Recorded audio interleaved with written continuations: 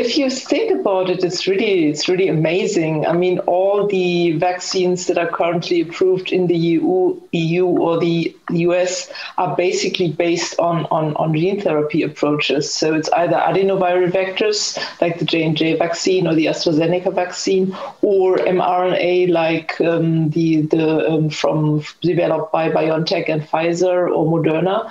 And these are both tools that actually instruct the body to make the antigen. So you're not giving an inactivated virus like the more conventional vaccine approaches are.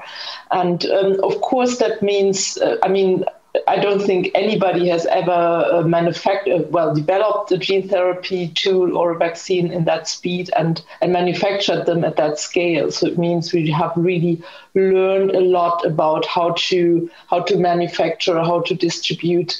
And I think in return, the gene therapy will, of course, profit from that, because these tools will be applied in gene therapy, and maybe now increasingly so after having seen how successful they are.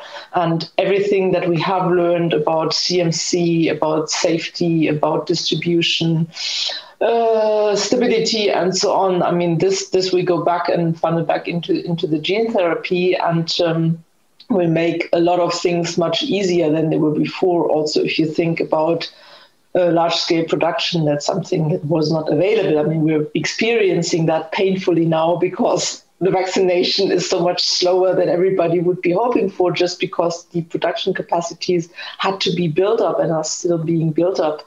And I think the impact for these gene therapy approaches, and also other viral vector modalities was in a way similar to adenoviral vectors like AB, for example, that will be a real boost to the gene therapy.